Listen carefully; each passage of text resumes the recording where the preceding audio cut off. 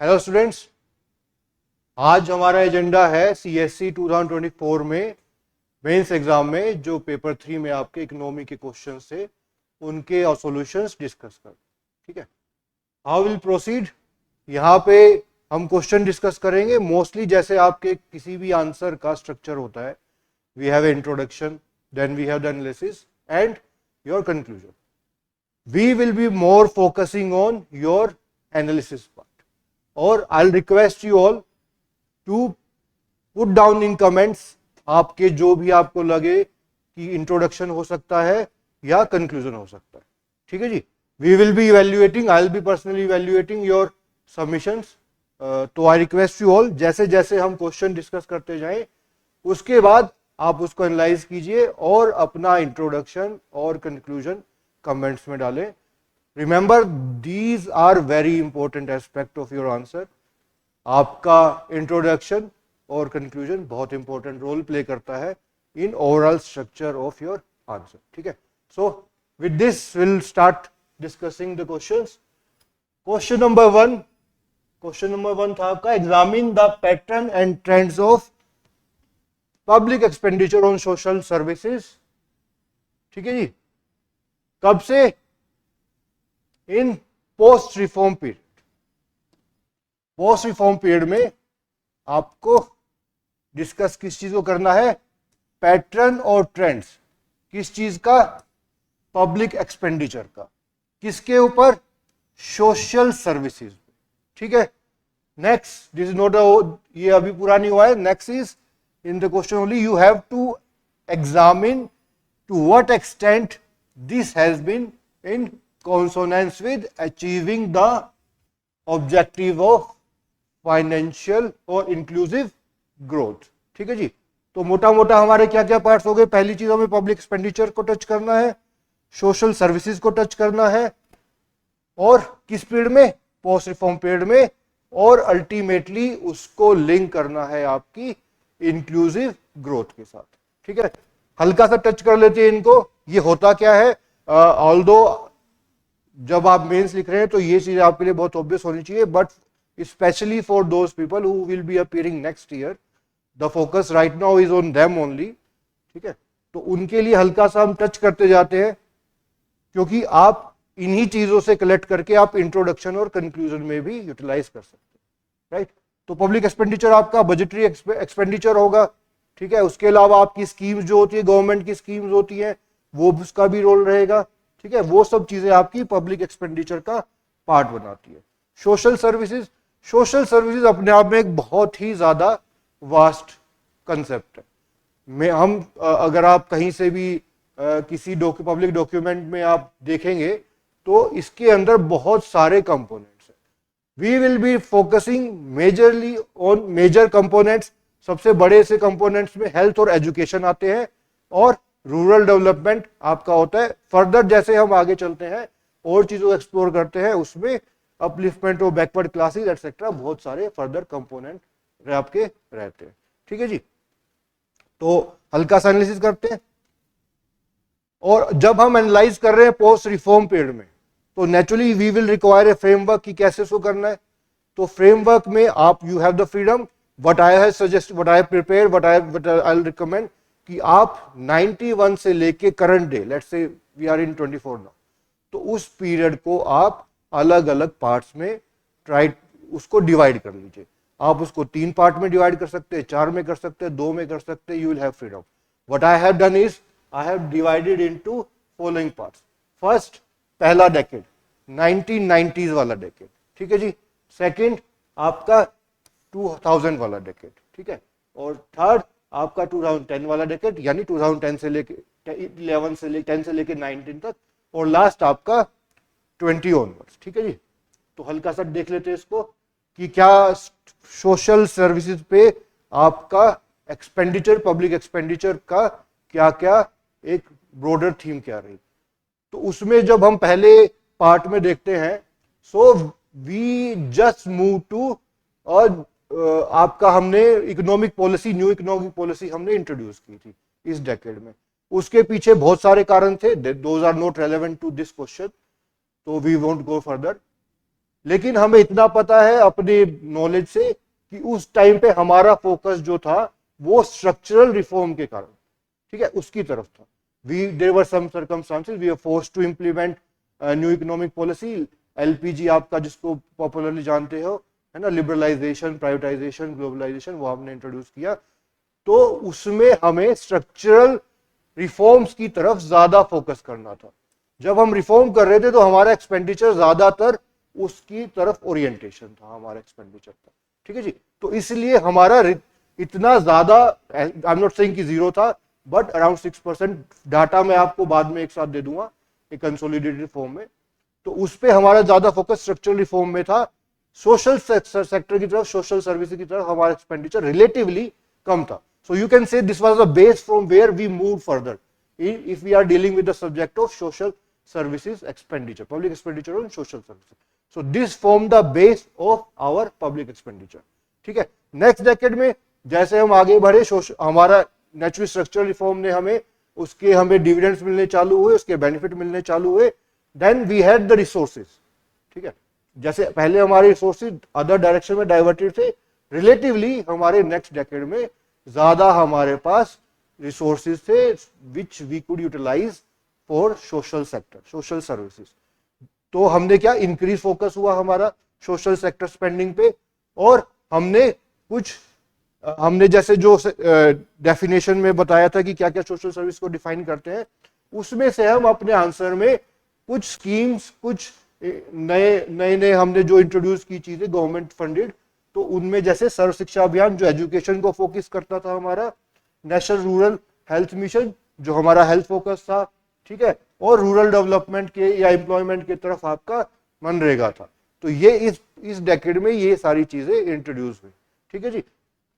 Next decade में हमारा क्या हुआ, वी फर्दर मूव्ड, हमने एक स्टेपिंग स्टोन लिया, हमने मूव किया अपने बेस से जो हमने 90s के डेकेड में था, 2000 के डेकेड में आगे बढ़े। और नेक्स्ट डेकेड में we move to right based approach, ठीक है जी, right based approach and policy reform. हमने क्या किया, पहले हम सिर्फ एक ओब्लिगेशन की नहीं रही, वो एक तरह से किसी भी बेनिफिशियरी के लिए वो उसका राइट बना दिया गया। हमने और ज्यादा उस पर फोकस बढ़ाया, एक्सपेंडिचर को खाली एक जैसे हमने राइट की तरह दिया, जैसे right to education, right to food जो हमारा था नेशनल फूड सिक्योरिटी एक्ट। तो वी फर्दर मूव, हमने एक्सपेंडिचर और बढ़ाया, ठीक है। तो ये एक पैटर्न रहा हमारा थ्रू आउट दिस डेकेड, ठीक है। नेक्स्ट डेकेड जो आपका ऑनगोइंग डेकेड है, उसमें क्या रहा, एवरीवन नोज इट कि इस डेकेड में हमारा बहुत बड़ा स्टार्टिंग में ही इंपैक्ट आया था कोविड का। तो कोविड में जब हमारी इकोनॉमी बहुत डैमेज हुई, उसको काफी नेगेटिव इंपैक्ट पड़ा, तो we utilise that opportunity.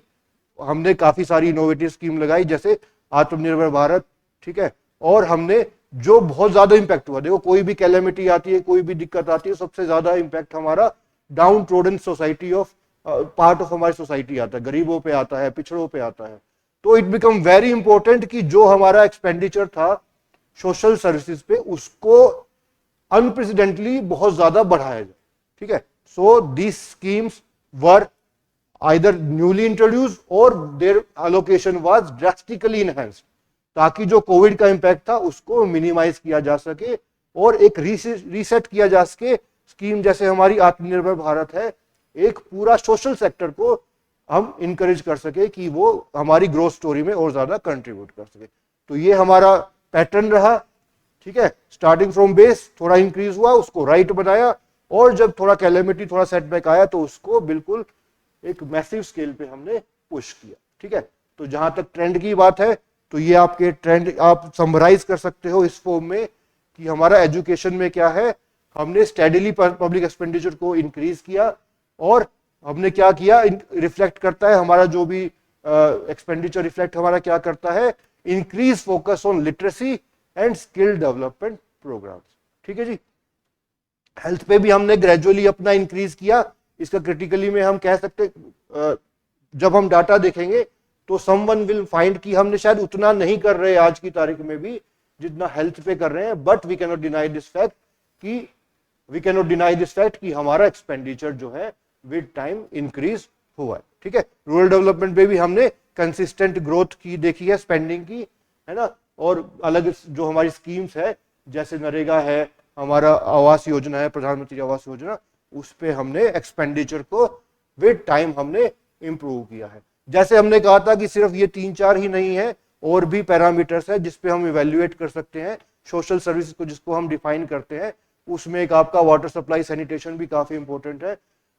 This becomes important क्योंकि there was a renewed push काफी ज्यादा 2010 वाले डेकेड में, एक काफी ज्यादा स्वच्छ भारत मिशन के तहत, या हमने काफी पुश किया हमारे आप सैनिटेशन की तरफ, वाटर सप्लाई की तरफ फोकस हुआ, तो वो भी एक सिग्निफिकेंट इंक्रीज हुआ। ठीक है। लास्ट जो था हमारा वेलफेयर क्लास, जो हम एनालिसिस कर रहे हैं, वेलफेयर ऑफ बैकवर्ड क्लासेस। ठीक है। उसमें क्या था, मॉडरेट स्पेंडिंग, धीरे धीरे हमारी बैकवर्ड क्लासेस की प्रोग्रेस के लिए, उनके वेलफेयर के लिए हमारा जो एक्सपेंडिचर था वो विद टाइम हमारा इंक्रीज हुआ। थोड़े फैक्ट्स दे देते हैं आपको so that you can substantiate your answer. Plain words won't do. When we are dealing with economy topics, your data, your facts become very important. It's half cook answer if you are not substantiating your answer with data. ठीक है। तो rather than giving at every point, I have consolidated their expenditure as percentage of GDP for all these decades in a table.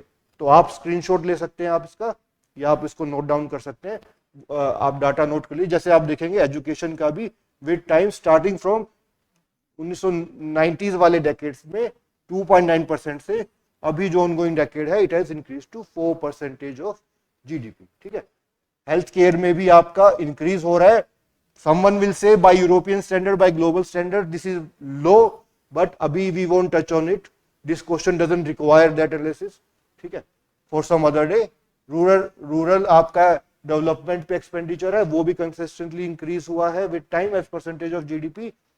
Water supply sanitation पे भी increase हुआ है, और backward classes के भी कंसिस्टेंटली इंक्रीज हुआ है। ये सब परसेंटेज ऑफ जीडीपी है। वी नो हमारी जीडीपी ग्रोथ की है, तो डेफिनेटली वी कैन इजीली से कि क्वांटम वाइज भी वो एक सब्सटेंशियली इंक्रीज आपका हुआ। ठीक है, तो ये चीजें हो गई आपकी फर्स्ट हाफ। अब हमें देखना है सेकेंड हाफ में कि उसका इंक्लूसिव ग्रोथ से हम कैसे लिंकेज करते हैं। इंक्लूसिव ग्रोथ की डेफिनेशन आई होप अब we are clear on this. Inclusive growth क्या है, हर का सबका विकास, मोटा मोटा बिल्कुल बेसिक में देखा जाए तो उसमें हम ज्यादा नहीं जाएंगे। उसको मेजर करने का क्या तरीका है, कैसे हम उसको वी कांट जस्ट प्लेनली से कि हो गई बस। उसके अगेंस्ट भी डाटा होता है, उसके अगेंस्ट भी डाटा है कि आप दिखाएंगे। सबसे इंपॉर्टेंट आपका क्या है, पॉवर्टी डाटा है। ठीक है, और उसके अलावा आपका क्या हो सकता है, एचडीआई की जो वैल्यू है, आपकी एचडीआई वैल्यू कैसे चेंज हो रही है इस पीरियड में, कैसे वो इंक्रीज डिक्रीज क्या किया है ना जी।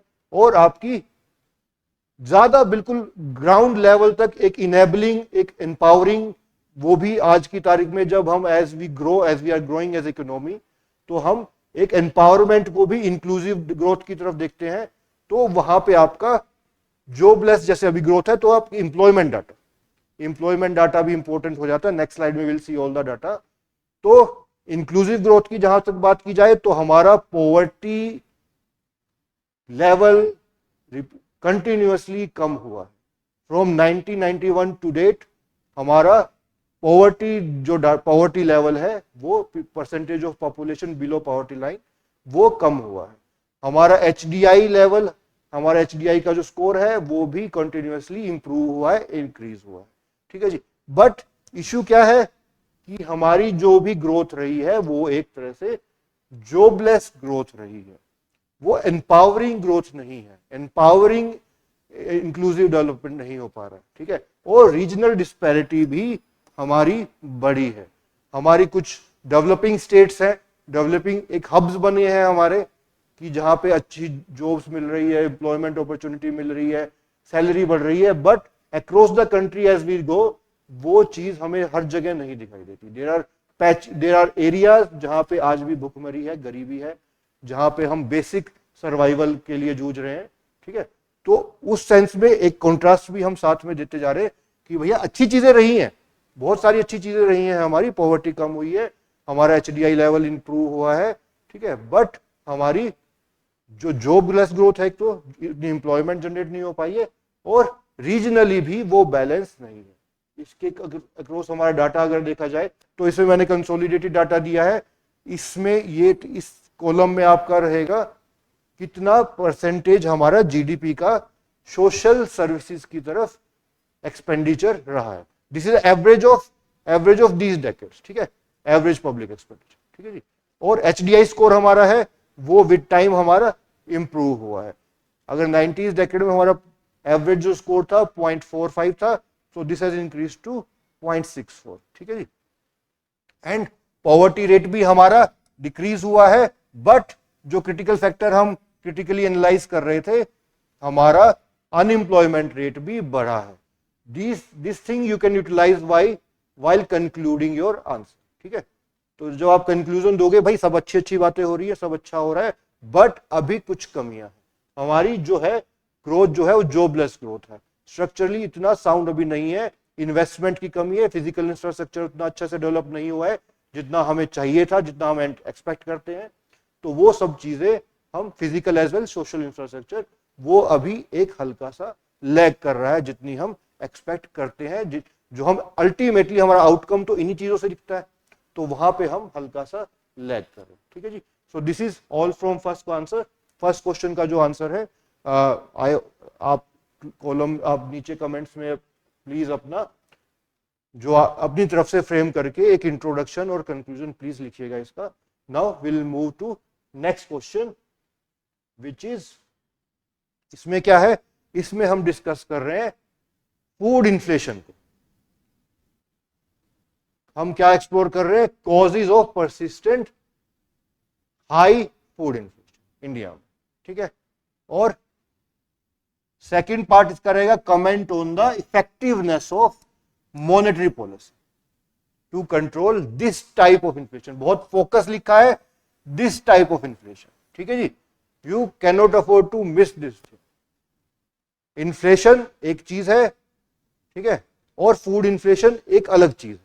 Although there are interlinkages, I am not saying कि उनका कोई लेना देना ही नहीं है, म्यूचुअली एक्सक्लूसिव है, ऐसा नहीं है। बट फैक्टर्स की बात करते हैं, आरबीआई पॉलिसी की, उसकी इफेक्टिवनेस की बात करते हैं, तो उन दोनों चीजों में देयर इज अ गैप, ठीक है। नेक्स्ट स्लाइड में हम देखते हैं। सबसे पहले क्या है, कैसे गैप है, पहले हम इन्फ्लेशन वाले पार्ट को टच करते हैं। इन्फ्लेशन हम पहले हम इन्फ्लेशन को डिफाइन करते हैं। इन्फ्लेशन की डेफिनेशन आप सबको पता होगा, कंटिन्यूअस राइज इन प्राइसेस। एक बास्केट बना दी जाती है, बास्केट में कई तरह के गुड रखे जाते हैं जो पीरियोडिकली अपडेट किए जाते हैं। एक बेस प्राइस लिया जाता है, बेस ईयर के प्राइसेस लिए जाते हैं, और विद टाइम उसको मॉडिफाई किया जाता है, ठीक है। उसको मेजर किया जाता है, उसका एक स्कोर आता है पीरियोडिकली, उसको हेडलाइन इन्फ्लेशन बोला जाता है, सीपीआई बोला, more commonly it is referred as CPI, ठीक है। उसके फर्दर दो पार्ट होते हैं, दो या दो से ज्यादा हो सकते हैं, बट मेजरली आप इसको इस फॉर्म में कैटेगराइज करते हैं, core inflation and food inflation, ठीक है। ये कंपोनेंट है आपके हेडलाइन इन्फ्लेशन, ठीक है जी। कोर इन्फ्लेशन क्या होता है, कोर मतलब ज्यादा स्टेबल।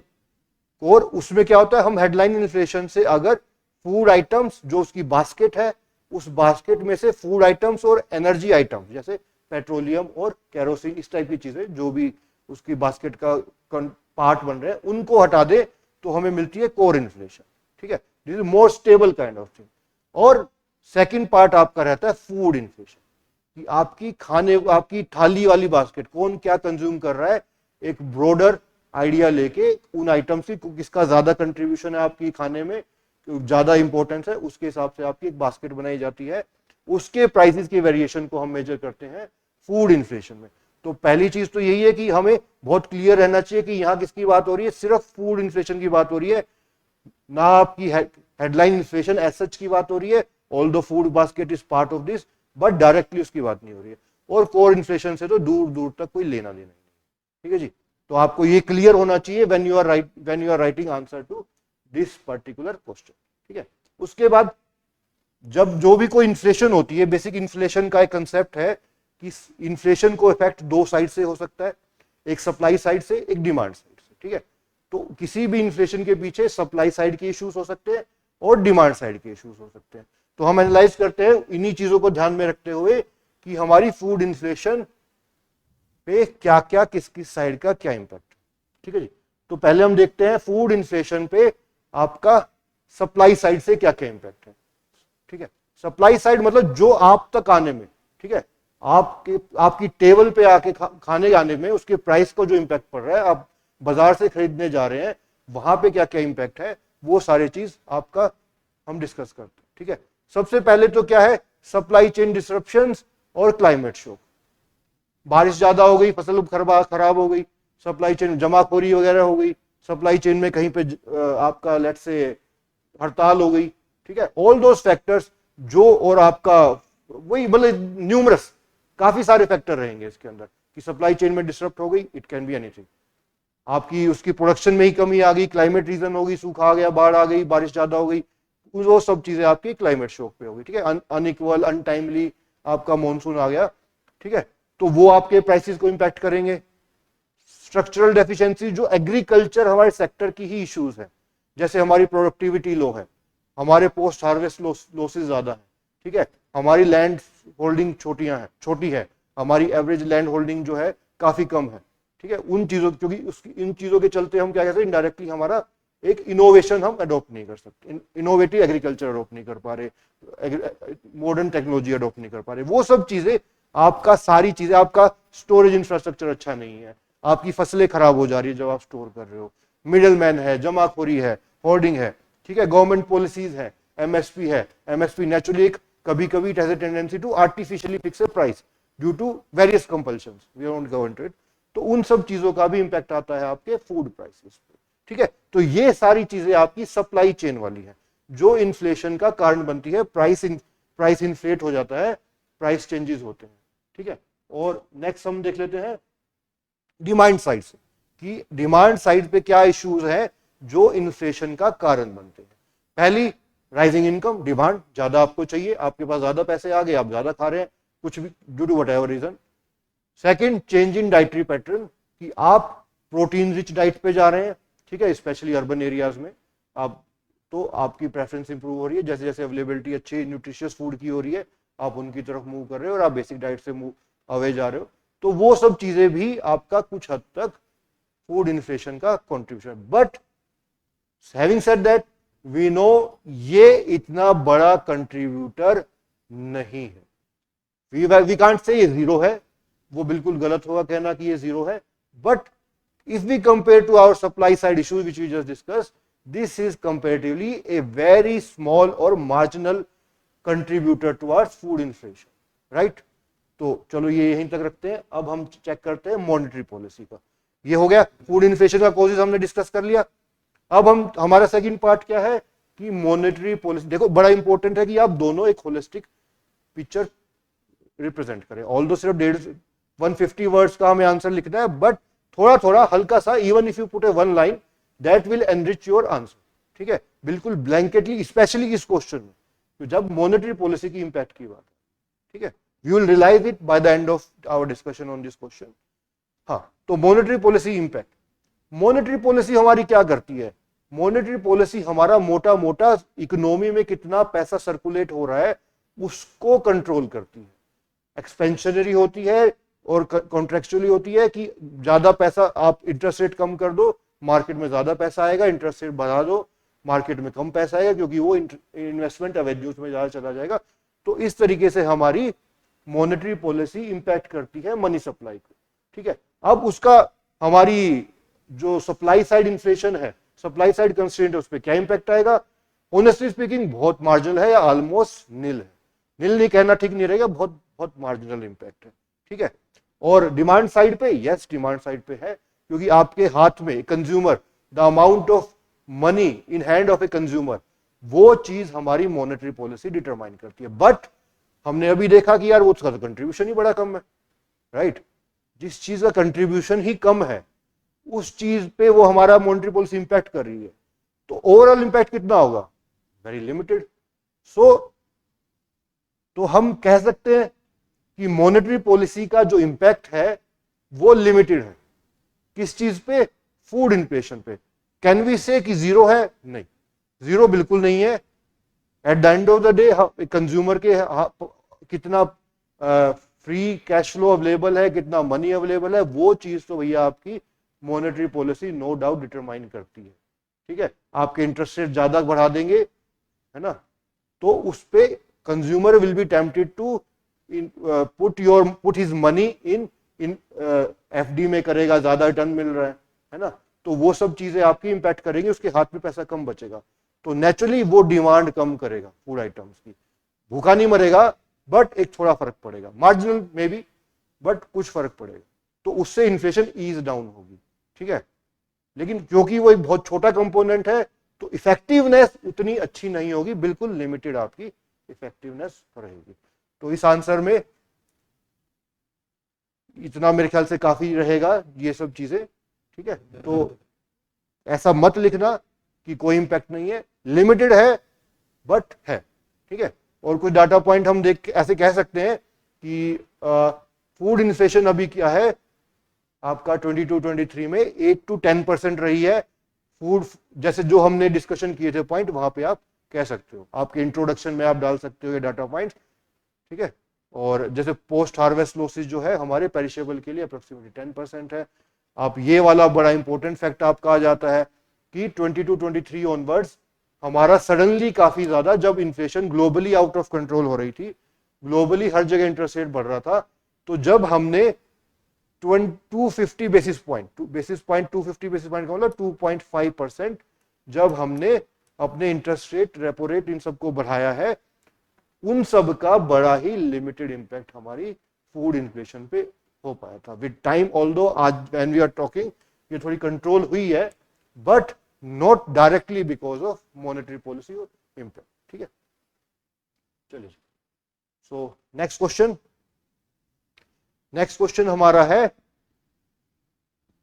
लैंड रिफॉर्म्स की।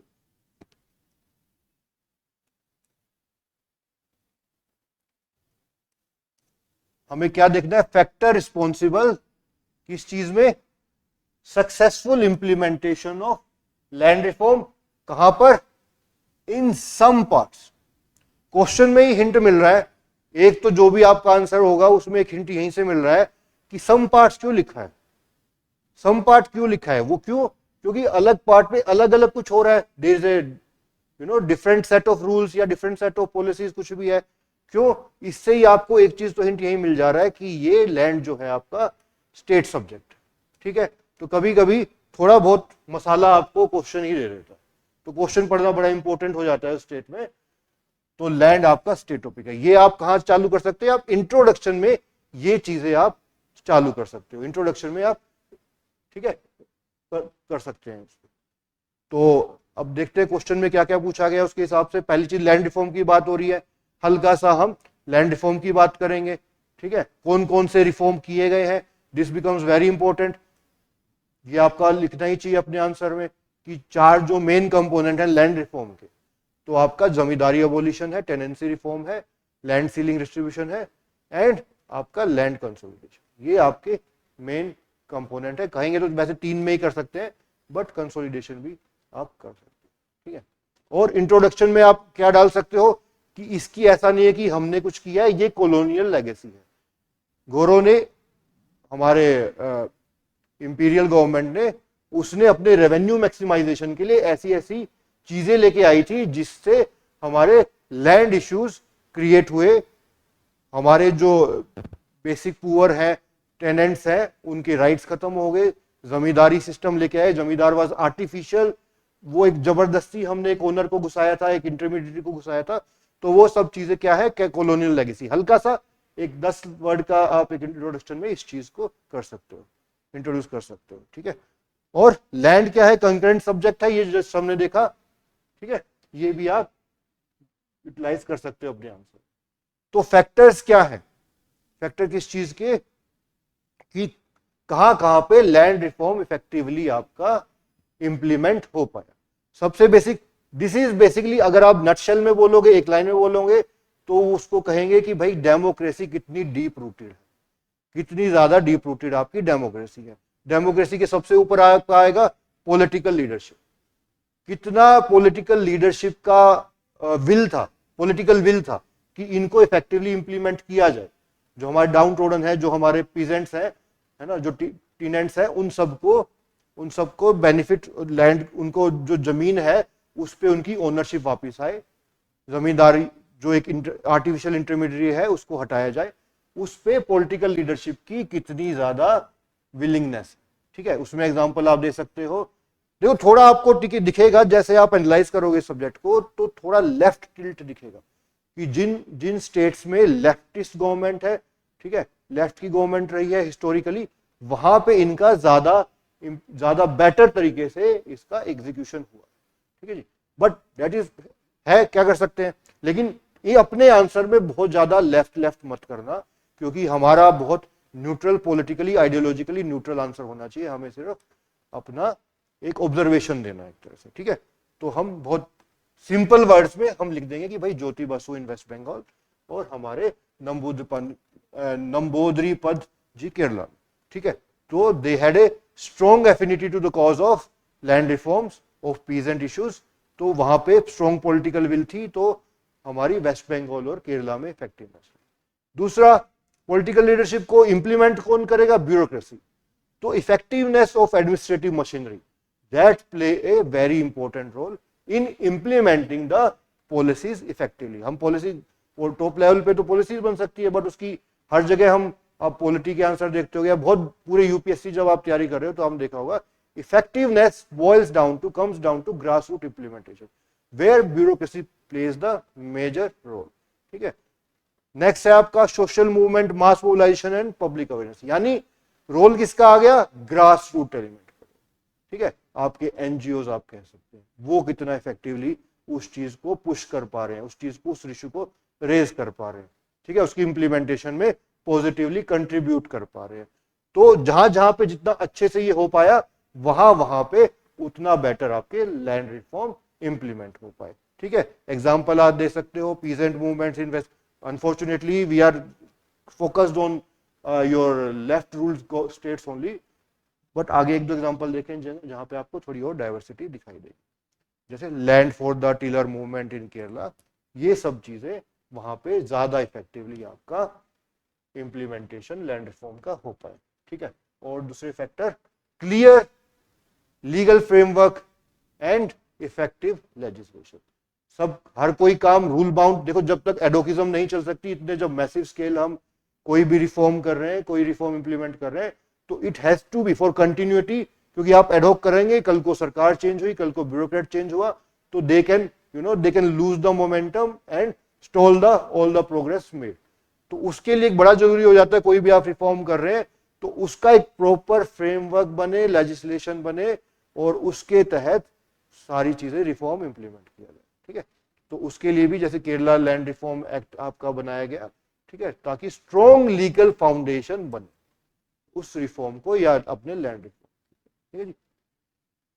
तीसरा है the grass root tier of our democracy, local governance, cooperatives, जो बिल्कुल लास्ट बेनिफिशियरी को टच करती है, उसका भी there is a massive role played, massive importance and massive role they had to play for any reform. Land reform में भी उनका, जैसे आपका गुजरात के अंदर लोकल पंचायत, आपका कोऑपरेटिव मूवमेंट, अमूल बड़ा बड़ा एग्जांपल है, उन्होंने भी काफी बड़ा इंपॉर्टेंट रोल प्ले किया इन लैंड रिफॉर्म मूवमेंट।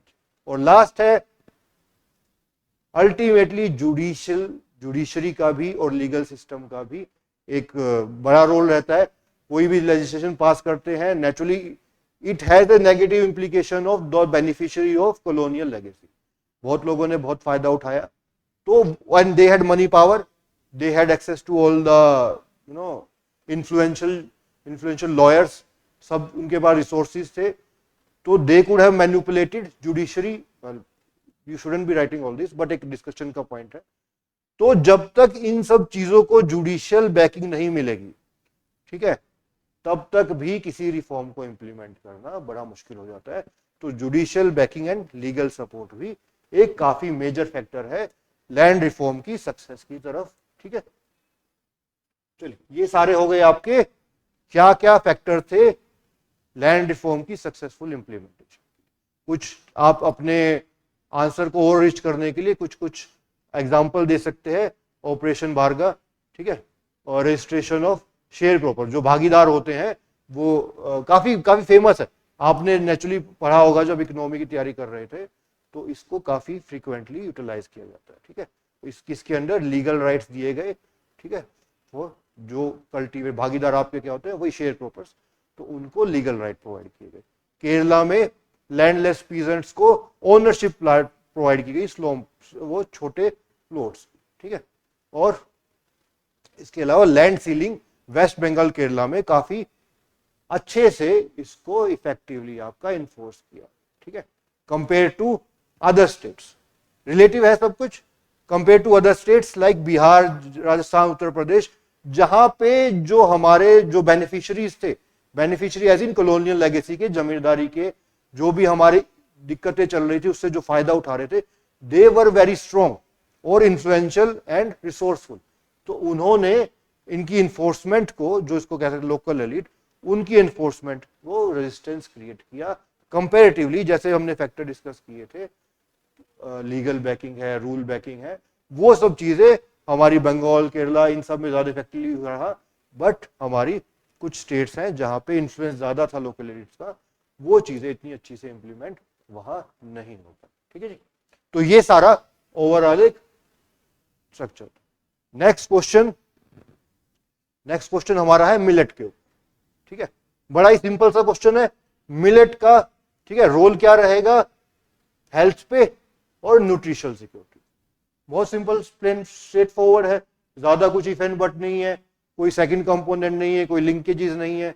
ठीक है, बट इसमें एक ट्रिकी पार्ट क्या है यार, जो इसमें डाटा रहेगा ना, it has a more science and tech वाली, है ना। जब आप हेल्थ न्यूट्रिशन की बात करें तो आपको विटामिन, जिंक, ये सब चीजें आपको मेंशन करनी पड़ेगी।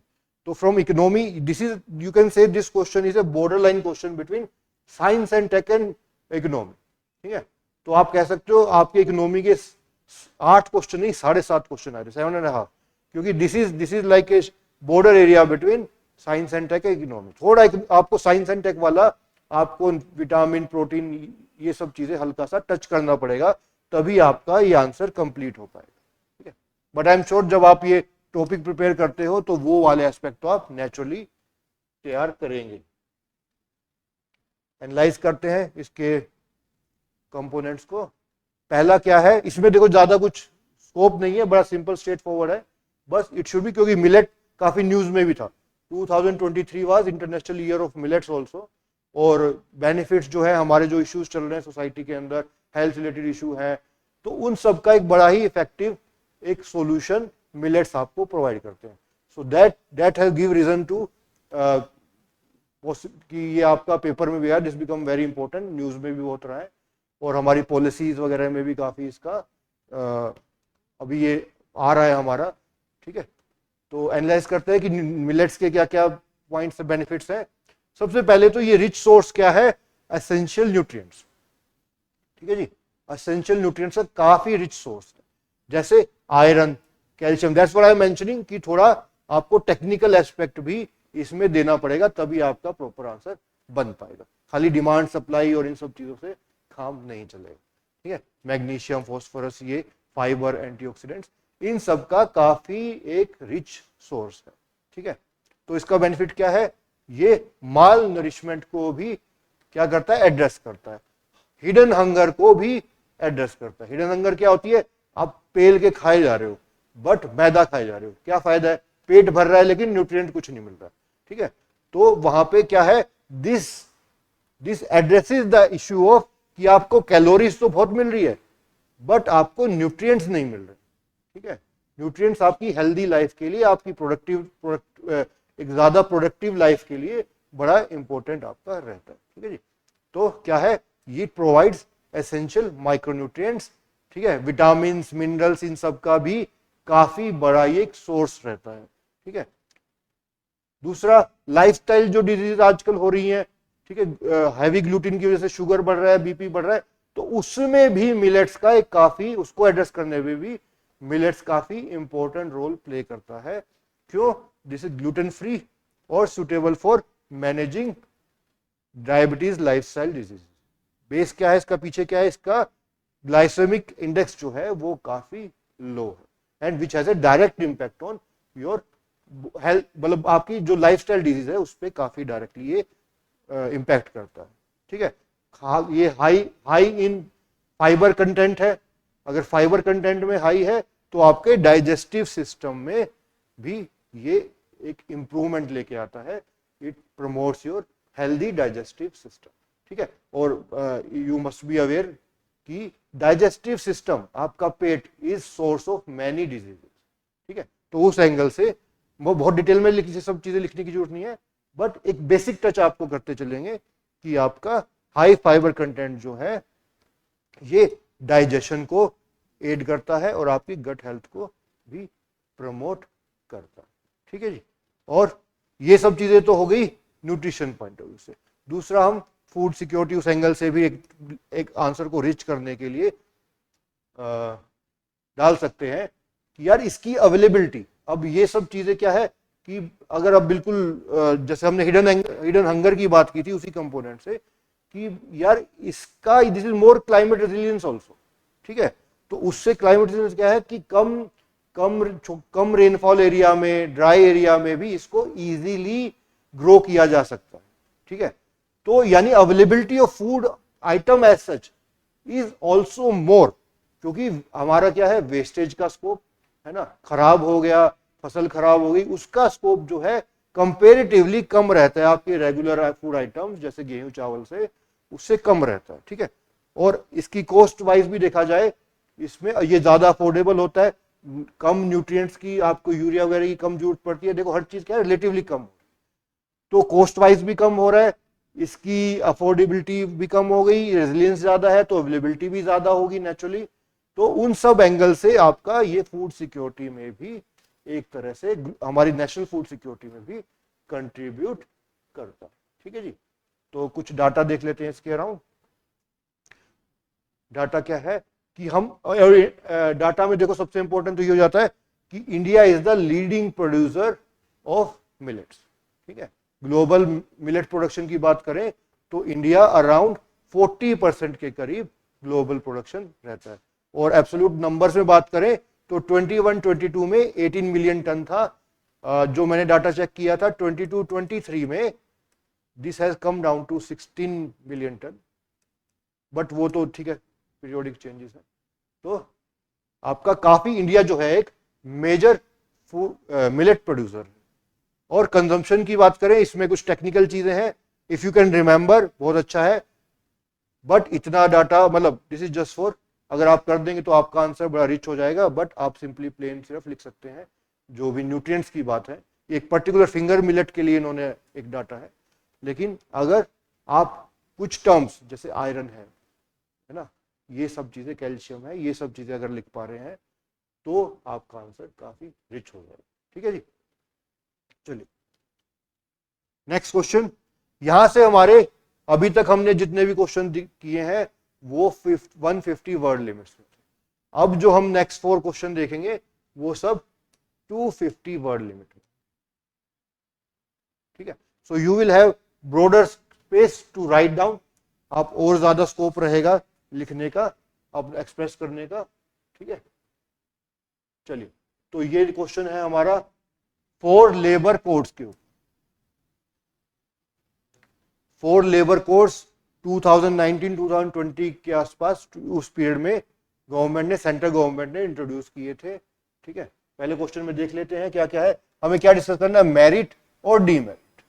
किनकी 4 लेबर कोड्स जो 2019-20 में इंट्रोड्यूस किए गए थे, किस कंटेक्स्ट में, in context of labour market reform. ठीक है, और हमें क्या देखना है, कितनी प्रोग्रेस अभी तक, प्रोग्रेस की जब हम बात कर रहे हैं तो इंप्लीमेंटेशन का एस्पेक्ट से हम इसको चेक करें।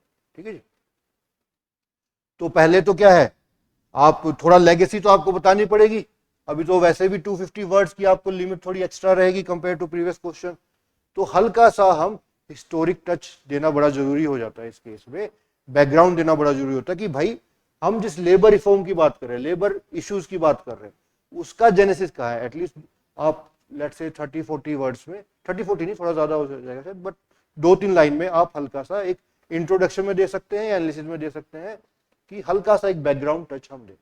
ठीक है जी, क्या है कि इनका स्टार्ट क्या है कि कॉलोनियल टाइम में ये हमारे जो लेबर कोड्स थे, जैसे ही हम इंडिपेंडेंस की तरफ आए, जब हम आजाद हुए, हमने रूल रेगुलेशन बनाए, तो we had a socialistic tilt, ठीक है, we had a socialistic, capitalist को एक तरह से कॉलोनियल लेगेसी की तरफ से देखा जा रहा था कि ये जो है अत्याचार करने वाले हैं, ठीक है, एक हमारा माइंडसेट ऐसा था। तो उस टाइम पे काफी सारे हमारे कोड्स बनाए गए, काफी सारे रूल्स रेगुलेशन बनाए गए टू प्रोटेक्ट आवर वर्कर्स, ठीक है। और वो इतने ज्यादा बने, इतना कॉम्प्लेक्स वेब बन गया कि उसको हमारा क्या है, लाइसेंस परमिट राज जो था, वो आपने पढ़ाई होगा, लाइसेंस राज, इंस्पेक्टर राज, ये सारी चीजें, ये सारी इवोल्व हुई, ठीक है।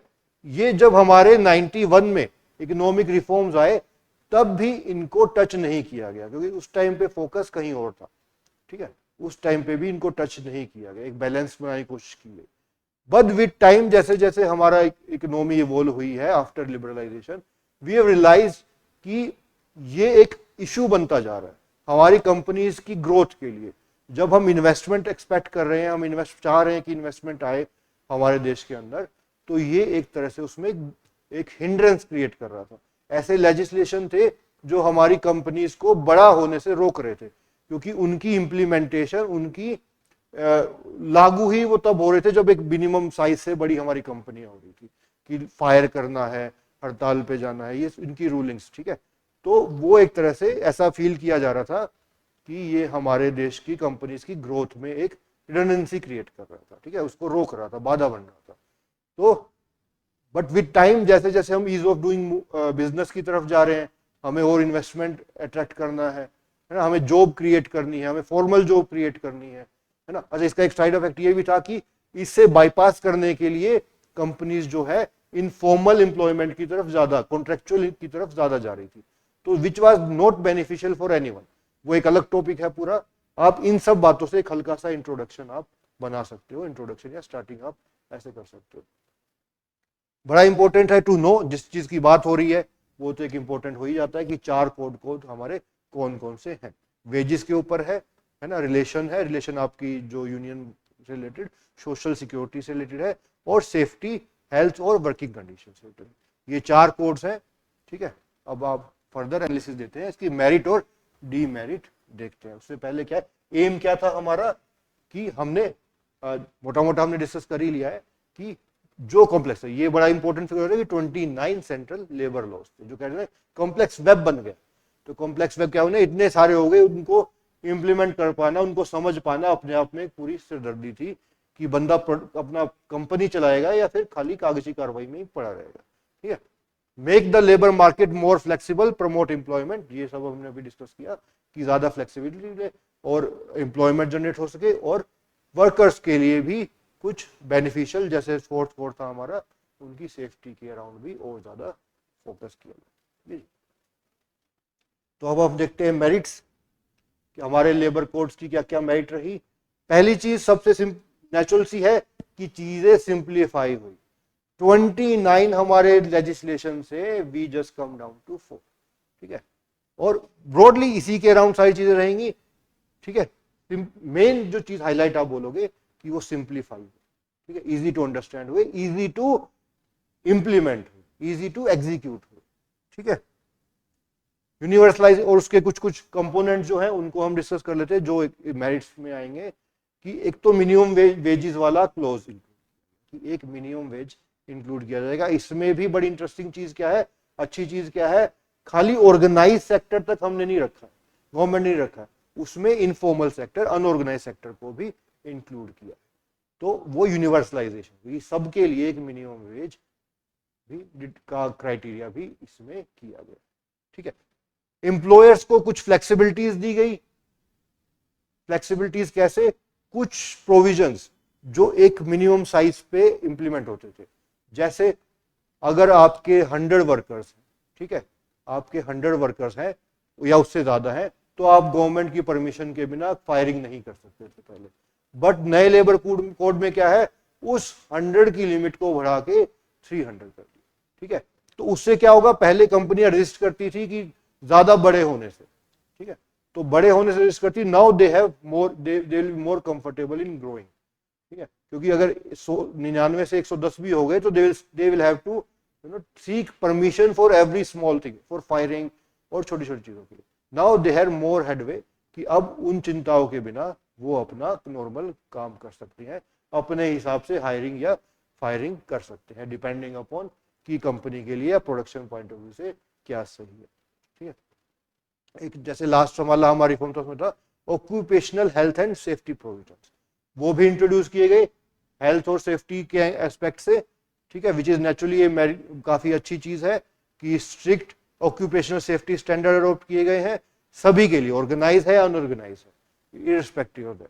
एंड एक सिंगल रजिस्ट्रेशन मैकेनिज्म भी इंट्रोड्यूस किया गया है कंप्लायंस और अकाउंटेबिलिटी की सेटिंग कर। ठीक है जी, तो ये सब चीजें क्या है, ईज ऑफ डूइंग बिजनेस में नेचुरली कंट्रीब्यूट करेंगे। ठीक है, और एक और बड़ी बढ़िया चीज हुई है वो है ग्रीवांस रिड्यूसल के लिए एक प्रॉपर सेटअप किया गया है ना, एक कमेटी सेटअप की जाएगी, मैंडेट किया है कि फॉर्मेशन हर ऑर्गेनाइजेशन को एक ग्रीवांस रिड्यूसल, जो आपके वर्कर्स हैं उनके ग्रीवांसेस को एड्रेस करने के लिए एक कमेटी सेटअप की जाएगी। एक चीज जो हम मिस कर गए वो था गिग वर्कर्स।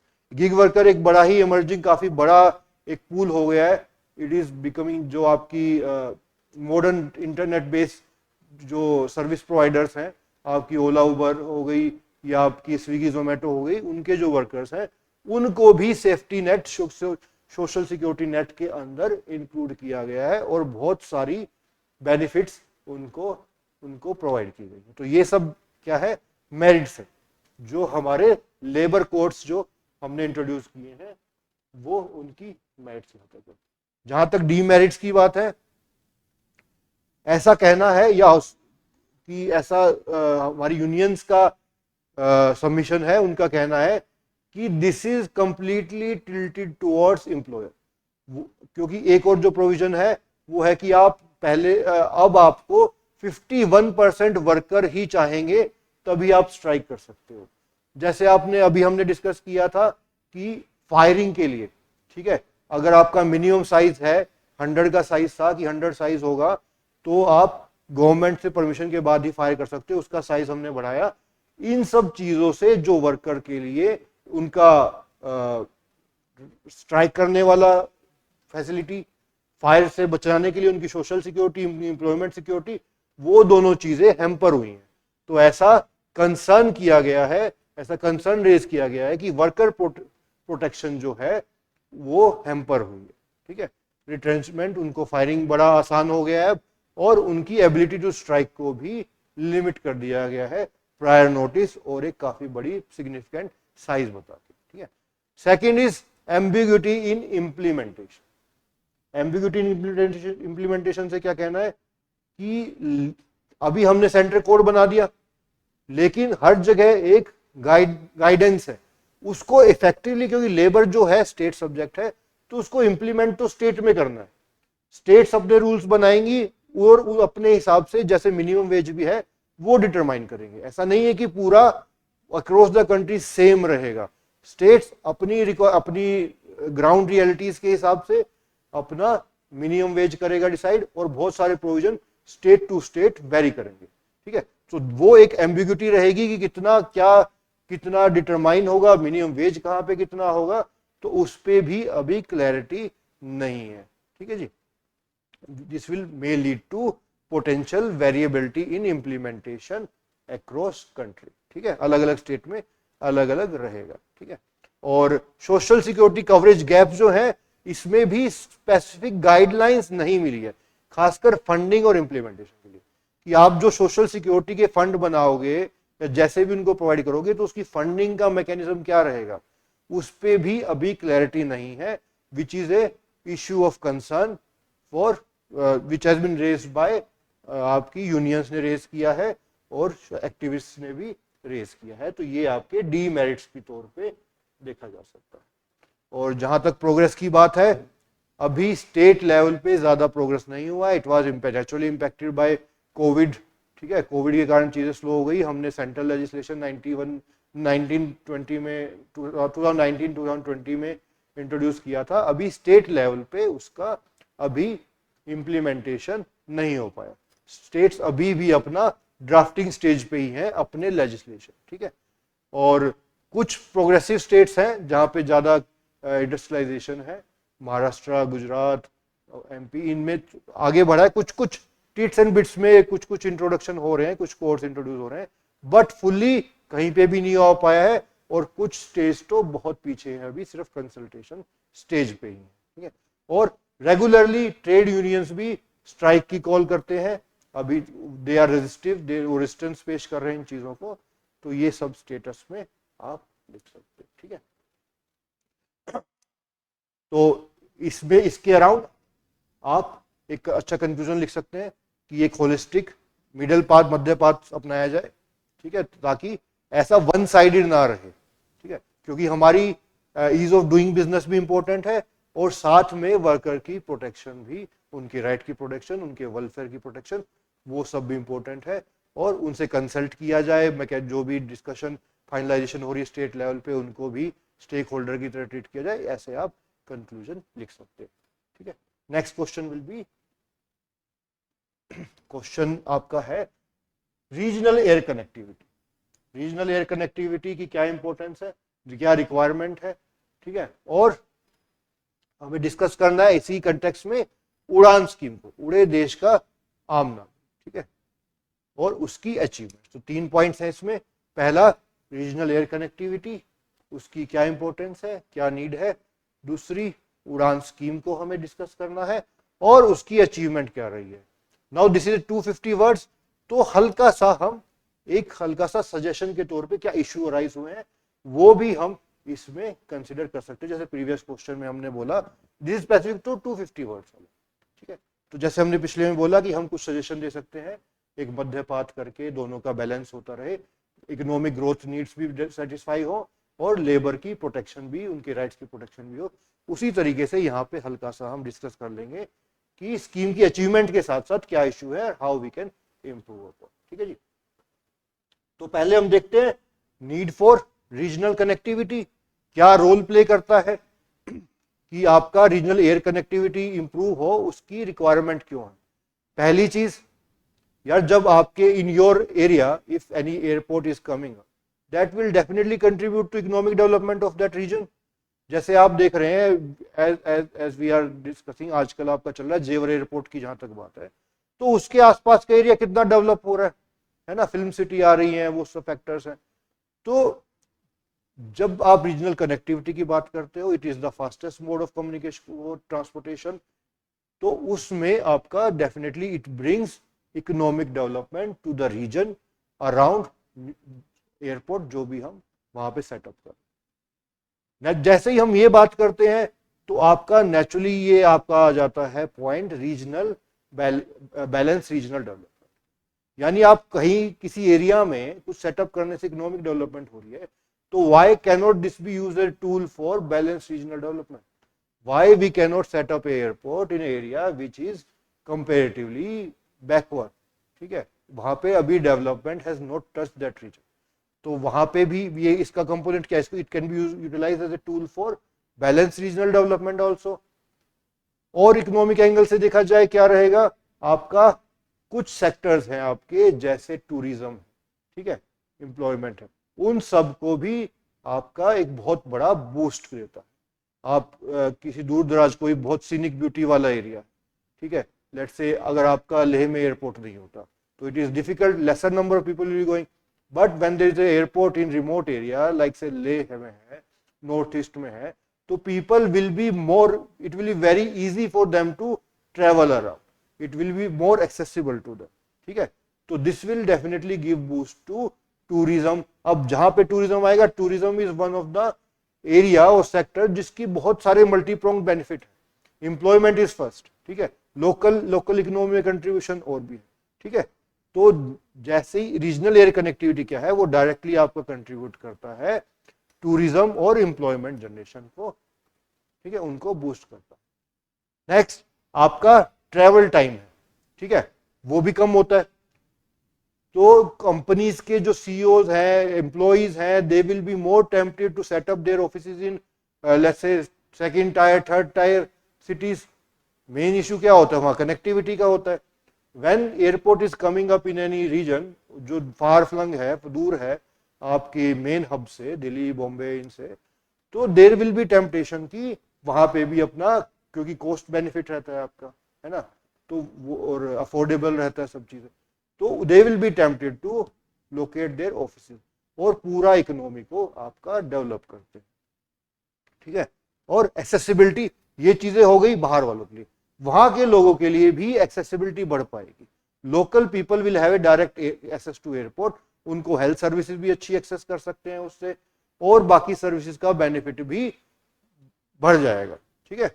तो इस तरीके से आपका ये सारे factor need for regional air connectivity, उसके बेनिफिट उसको दर्शाते हैं, ठीक है।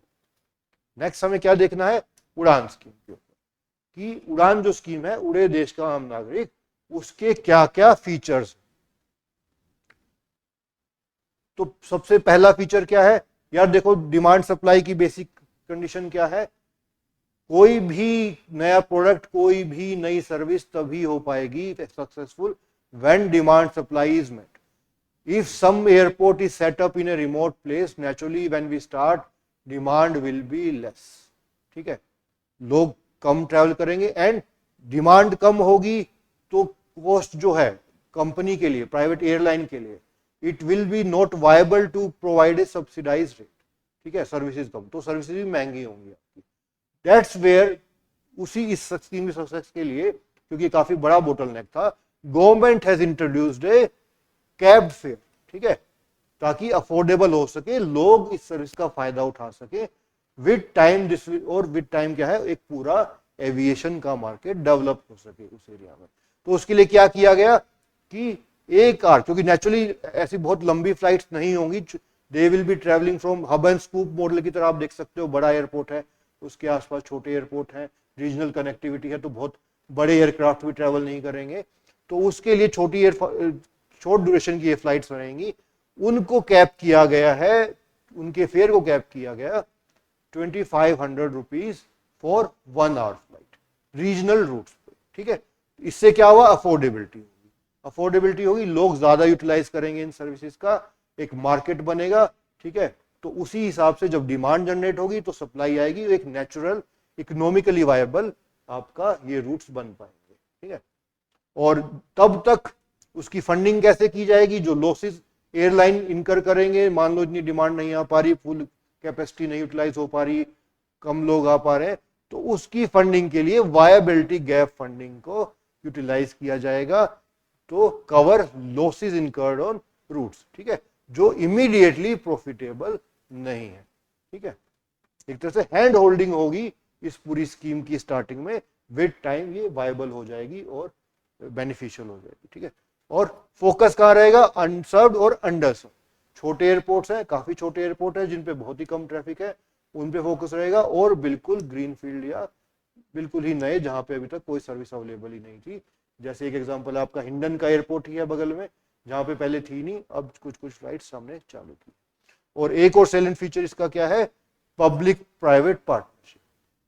पब्लिक प्राइवेट पार्टनरशिप का मतलब प्राइवेट एयरलाइन और गवर्नमेंट का इंफ्रास्ट्रक्चर, इसके कॉम्बिनेशन से इस स्कीम को आगे पुश किया गया, ठीक है जी। बड़ा ही इंपॉर्टेंट पार्ट रहेगा प्राइवेट एयरलाइंस का कि वो become partner in this new scheme, ठीक है जी। तो ये सब पहले जो हमने डिस्कस किया वो थे स्कीम के फीचर्स। अभी हमारे क्वेश्चन में जैसे था अचीवमेंट्स, क्या हमारी अचीवमेंट्स, तो अचीवमेंट की जहां तक बात है कि टिल अगस्त 23, इसमें थोड़ा फैक्ट्स आपको डालने पड़ेंगे, ठीक है, ये बड़ा ही, क्योंकि आप जेनरिक वर्ड यूज करेंगे तो that won't fetch you good score, आपको कुछ ना कुछ हल्का हल्का फैक्ट्स के साथ ही चलना पड़ेगा। तो टिल अगस्त 2023, अगस्त 2023 तक more than 250 routes have been award. इसमें क्या रहता है कि किसी एक एयरलाइन को एक रूट को अवार्ड कर दिया जाता है कि वो टेक केयर करेगी इस पर्टिकुलर रूट को, ठीक है। तो ऐसे ऐसे 450 रूट्स को अवार्ड किया गया अंडर द स्कीम, जो 70 अंडरसर्व्ड और अनसर्व्ड एयरपोर्ट को कनेक्ट करे, ठीक है।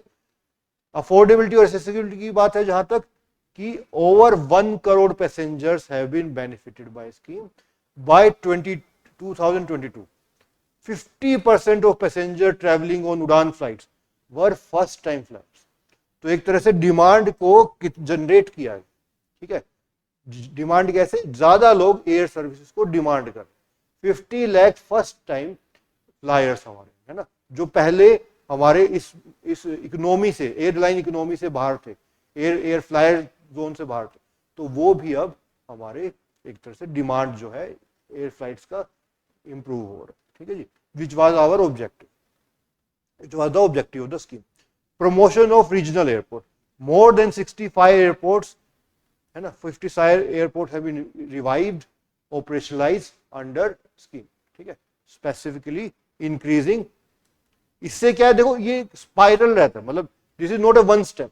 इससे क्या है, पूरा इंफ्रास्ट्रक्चर डेवलप होगा। एक आप स्टार्टिंग पुश देते हो, उसके बाद एक ऑटो पायलट मोड में चीजें इंप्रूव होती जाती है। One improvement demands for second improvement. तो उससे पूरा एयर फ्लायर वाला है, पूरा एयरपोर्ट इंफ्रास्ट्रक्चर है, वो सब चीजें अल्टीमेटली इवोल्व होती है, ठीक है। तो वो भी एक फैक्टर है, और वो भी इसका एक अचीवमेंट रही है। और इकोनॉमिक डेवलपमेंट, तो इन्वेस्टमेंट आई है, रिमोट एरियाज जहां जहां पे एयरपोर्ट बने हैं, जहां जहां पे सर्विस चालू हुई है, नई सर्विस चालू हुई है, वहां पे टूरिज्म को भी बूस्ट मिला है, लोकल बिजनेसेस को भी बूस्ट मिला है, ठीक है। और ये पूरा उस लोकल इकोनॉमी को और ओवरऑल इकोनॉमी में भी काफी बड़ा कंट्रीब्यूशन किया, ठीक है। तो ये सब अचीवमेंट्स रही हैं। चैलेंजेस, नेचुरली चैलेंजेस हैं। चैलेंजेस क्या रही हैं कि बेशक हमने वायबिलिटी गैप फंडिंग की बात की है, फंडिंग सोर्सेज की बात की है, बट कुछ रूट्स अभी भी इकोनॉमिकली वायबल नहीं है। उससे हो क्या रहा है, फ्रीक्वेंसी में कम हो रही है, कितनी फ्लाइट्स टेक ऑफ कर रही है, कितनी वीकली मंथली फ्लाइज हो रही है, उसकी फ्रीक्वेंसी में कमी आई है, और काफी कुछ रूट्स पे कैंसिलेशन भी काफी हो रहा है। दूसरा, नॉट जस्ट अबाउट फ्लाइट्स, जो एयरपोर्ट इंफ्रास्ट्रक्चर है ना, कि आपका क्लियरेंस है, आपकी सिक्योरिटी चेक है, वो सब चीजें भी वो अभी एडिक्वेटली इंफ्रास्ट्रक्चर जो है सच वो अभी उतना अच्छे से इवॉल्व नहीं हो पा रहा है, ठीक है। तो सर्विसेज को सपोर्ट जो है, सर्विसेज सपोर्ट भी इतना अच्छे से नहीं मिल पा रहा है, वो एक अभी चैलेंज है। और ठीक है, ये मोटा मोटा हमने डिस्कस किया। इसके अराउंड जब आप कंक्लूड करेंगे, ठीक है, ये तो डिस्कशन हो ही गया, तो विद टाइम हमने गवर्नमेंट ने सी प्लेन और हेलीकॉप्टर सर्विसेज को भी साथ में लेके आए हैं। तो कंक्लूड करते टाइम हम कह सकते हैं कि हम इसके स्फीयर को और इन्फ्लुएंस कर सकते को और इंक्रीज कर सकते हैं, इंक्रीज हुआ है, और ज्यादा कंट्रीब्यूट इसका बेनिफिट जो है बढ़ा है, ठीक है। कंक्लूजन में आप ये भी डाल सकते हैं, ठीक है जी। सो इतना काफी है, इसमें काफी सिंपल ही क्वेश्चन था ये। नेक्स्ट है हमारा इरिगेशन, ठीक है।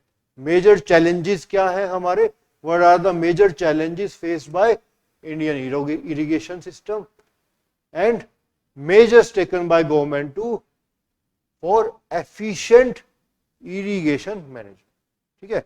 क्या मेजर्स लिए गए हैं स्कीम के माध्यम से, फंडिंग के माध्यम से, how to make our irrigation management more efficient, ठीक है।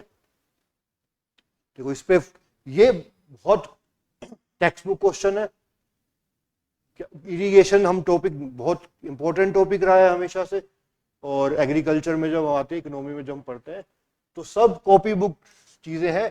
ऐसा क्वेश्चन बड़ा इंपॉर्टेंट हो जाता है इस सेंस में कि आपको अच्छा आंसर लिखना पड़ेगा, क्योंकि बेसिक चीजें तो हर कोई लिख देगा, ठीक है।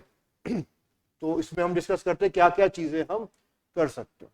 तो पहले तो आपको इंट्रोडक्शन में डालना पड़ेगा इरिगेशन में, we want importance of irrigation बताने के लिए, ठीक है, कि जब आप इंट्रोडक्शन करें कि भाई इस टॉपिक की रिक्वायरमेंट क्यों है, क्योंकि इतना जेनरिक सा टॉपिक है, तो कुछ तो आपको वैल्यू एडिशन करते हुए चलना पड़ेगा। When everybody will have easily content to write answer for this, कुछ आपको एक्स्ट्रा चीजें डालनी पड़ेगी, ठीक है। तो पहले तो आपको इंट्रोडक्शन में ही आपको बताना पड़ेगा कि भैया इंपॉर्टेंट क्यों है, why irrigation is an important, इसका इश्यू क्या है, why this question is there. तो उसमें क्या है कि हमारा 60% ऑफ पॉपुलेशन जो है वो डायरेक्टली डिपेंड करती है एग्रीकल्चर पे, और ठीक है, एग्रीकल्चर और इरिगेशन दोनों को टच करते हुए, with only 40% of gross crop area being irrigated. ऐसे आप इन फैक्ट्स को यूटिलाइज करते हो, एक you can make a base, a good introduction इसके अराउंड आप लिख सकते हैं, ठीक है, तो हमारे क्वेश्चन में क्या पूछा गया है, मेजर चैलेंजेस, कि मेजर चैलेंजेस क्या है हमारे इरिगेशन।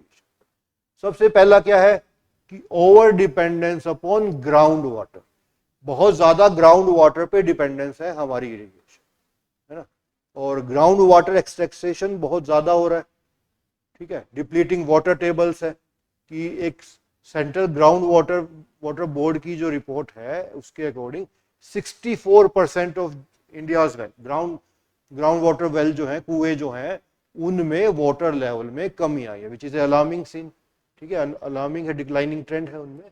तो ये काफी मेजर थ्रेट है हमारी फ्यूचर वाटर अवेलेबिलिटी के लिए, not just for irrigation but for our consumption also, ठीक है।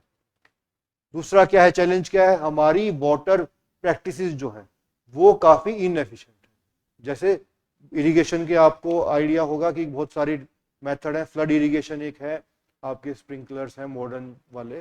तो इसमें क्या है, flood irrigation is one of the most, जो आपकी पैडी के लिए यूटिलाइज होता है, चावल के लिए यूटिलाइज होता है, दिस इज वेरी इनएफिशिएंट। इतना ज्यादा वाटर लॉस होता है, बाय इवेपोरेशन ऑल्सो, सैलिनिटी में भी कंट्रीब्यूट करता है, ठीक है। तो वो प्रैक्टिसेस भी हमारे लिए काफी बड़ा चैलेंज।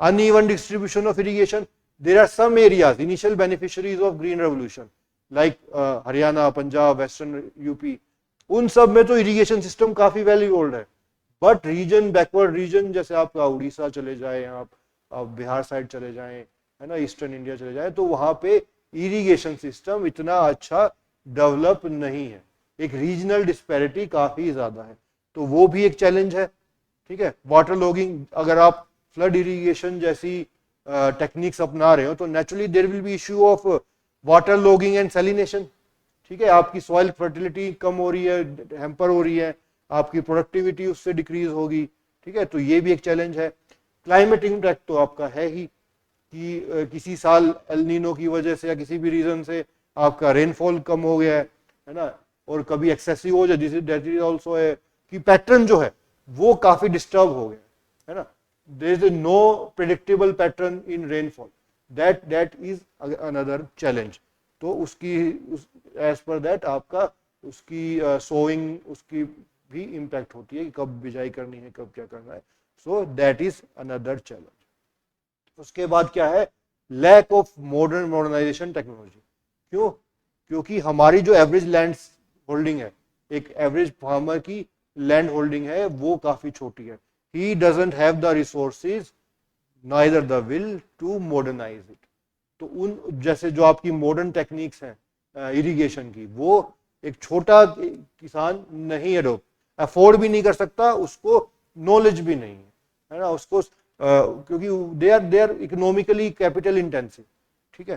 तो वो भी एक चैलेंज है कि जो हमारे मेजोरिटी ऑफ जो किसान है वो यूटिलाइज ही नहीं कर पाते मॉडर्न एफिशिएंट इरिगेशन टेक्नोलॉजीज, ठीक है, मेथड्स। अब जो सेकंड पार्ट है हमारा, गवर्नमेंट मेजर्स क्या है, उसमें हमारी बहुत सारी स्कीम्स है, ठीक है। हम कुछ स्कीम डिस्कस करते हैं, विल जस्ट मेंशन इट, क्योंकि any amount of time can be spent on discussing them, so we'll just mention some of them जो गवर्नमेंट ने मेजर्स लिए हैं। एक है हमारा प्रधानमंत्री कृषि सिंचाई योजना, ठीक है, उसमें क्या है, हर खेत को पानी, और उसकी वाटर यूज एफिशिएंसी को भी इंप्रूव करना उसका एक टारगेट रहा है। माइक्रो इरिगेशन टेक्निक्स भी उसके कंपोनेंट्स में।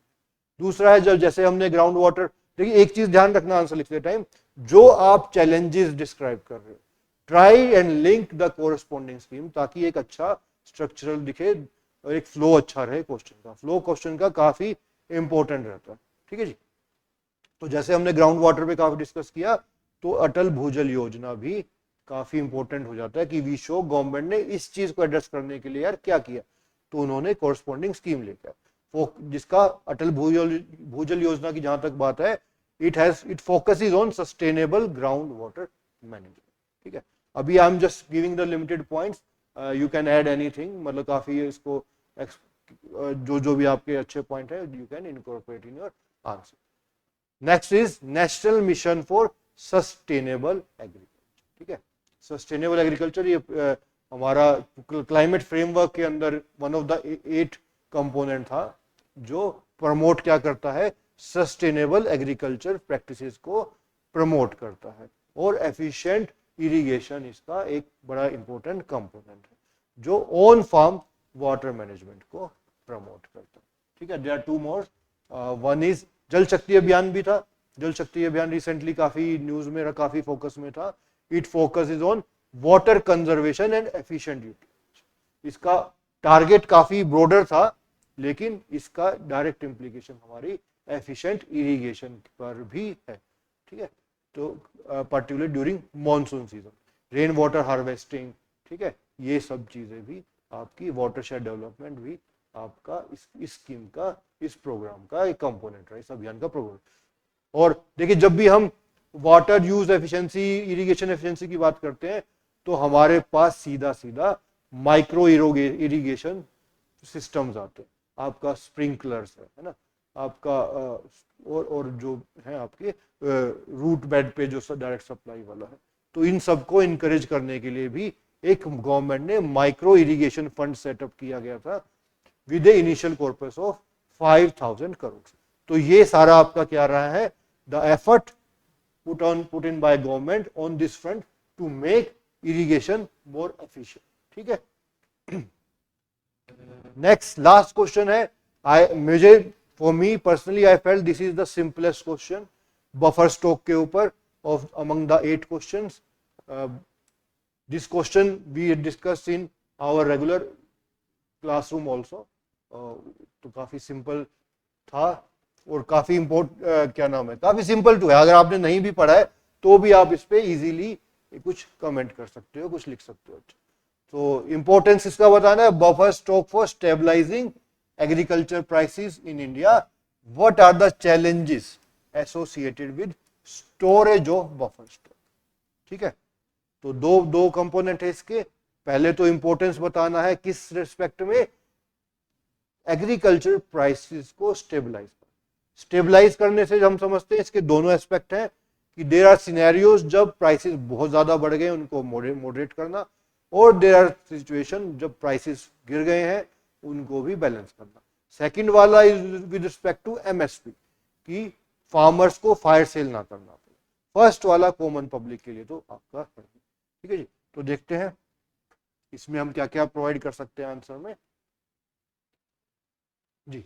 तो इंट्रोडक्शन में क्या क्या आप डाल सकते हैं, इंट्रोडक्शन देखिए बफर स्टॉक क्या है, इसमें काफी एक ब्रॉड इंट्रोडक्शन बना सकते हैं कि जैसे आपका प्राइस में कैसे है, जैसे अभी हमने डिस्कस किया price fluctuation in both side, higher side and lower side, दोनों में इसका रोल रहेगा। ठीक है, तो इंपॉर्टेंस क्या है, देखो प्राइस स्टेबलाइजेशन हमने देख लिया कैसे, अगर प्राइसेस बहुत ज्यादा बढ़ गए तो हमारे बफर स्टॉक से हम कुछ फूड आइटम, कुछ हिस्सा रिलीज कर सकते हैं।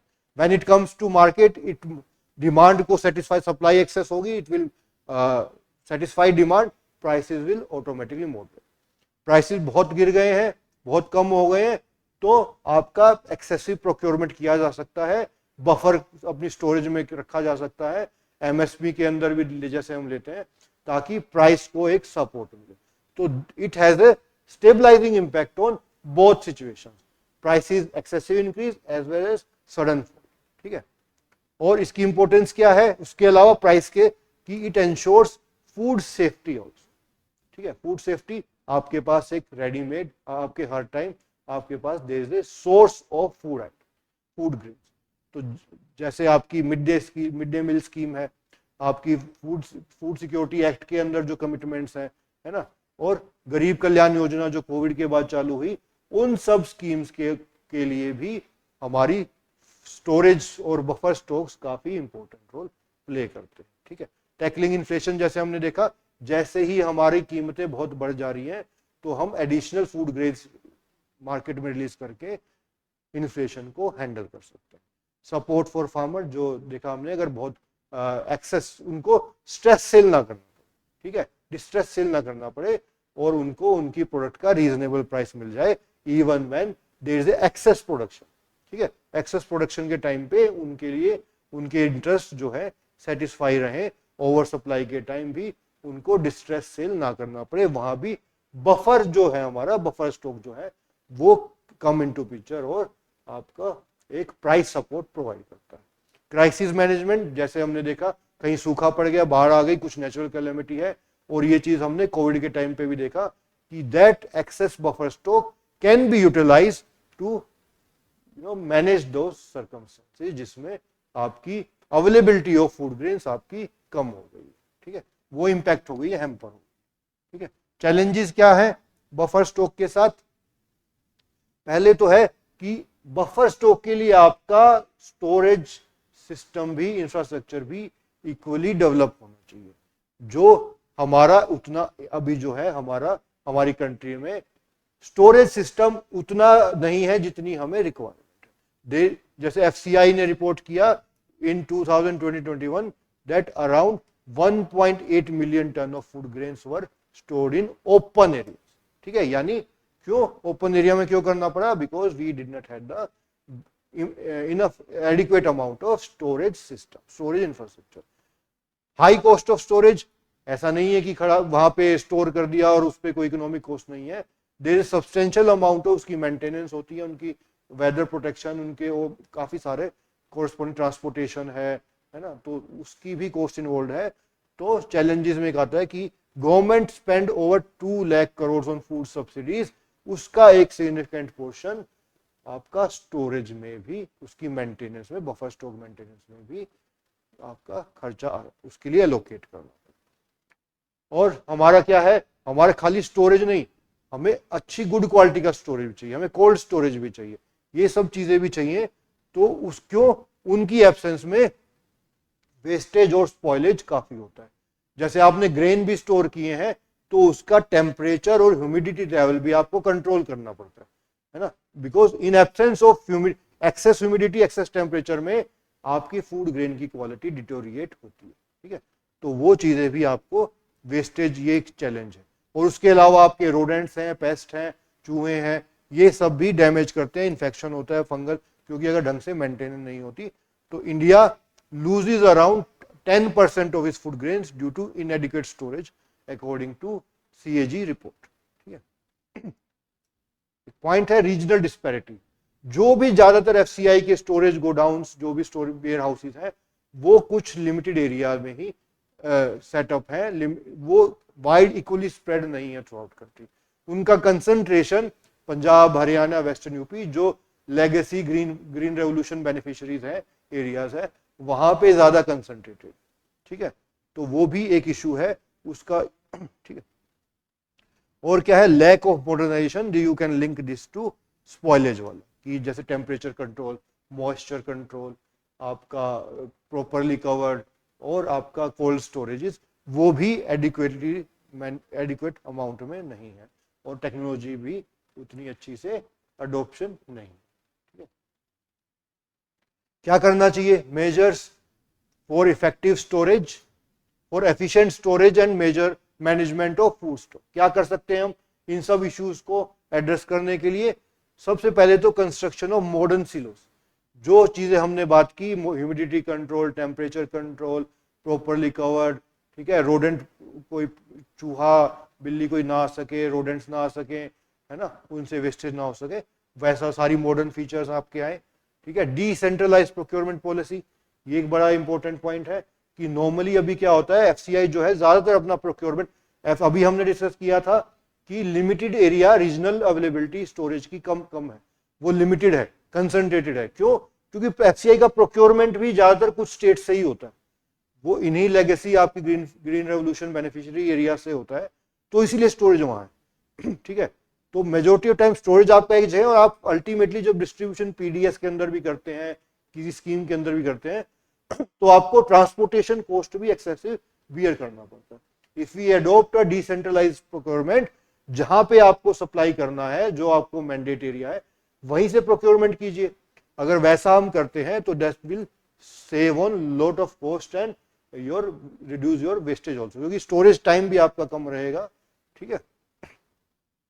Adoption of IT based solution, उसमें आपका ट्रैकिंग रहेगा, ठीक है। IT बेस्ड में आपको क्या है, ट्रैकिंग रहे कि कितना कहाँ पे स्टोर्ड है, वो सब चीजें, और क्वालिटी भी कंट्रोल आप उसके थ्रू कर सकते हैं, वो सब मेजर्स हम अडोप्ट करते हैं, ठीक है।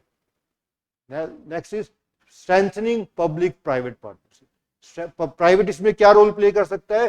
Private can bring resources for setting up of storage, ठीक है, अच्छे सिलोज बनाए मॉडर्न टेक्नोलॉजी के साथ, और ट्रांसपोर्टेशन, इन सब में भी काफी इंपॉर्टेंट रोल प्ले कर सकता है, ठीक है। And last is rotational release of stock. ऐसा नहीं है कि आपने बस स्टोर किया और उसको जब तक नीड नहीं आई तब आपने रखा। पीरियोडिकली आपका रिप्लेसमेंट साइकिल चलता रहना चाहिए, ठीक है। कुछ लिमिट लगा के ये 1 महीने पुराना स्टोरेज हो गया, उसको निकालो, फ्रेश से रिप्लेस करो, ठीक है। उससे क्वालिटी वाइज, क्वालिटी जो है हमारे स्टॉक की वो बने, ठीक है। So this is all we can say, ठीक है। So I hope this discussion will be beneficial for you both, जो अभी मेंस जिन्होंने लिखा है, as well as people who will be appearing, students who will be appearing for next year और subsequent attempts. As we said in the beginning, आप please हर एक question का introduction और कंक्लूजन कमेंट्स में लिखें, and we promise we will be submitting, we will be evaluating your responses. Thank you so much. Best wishes for your future. Thank you.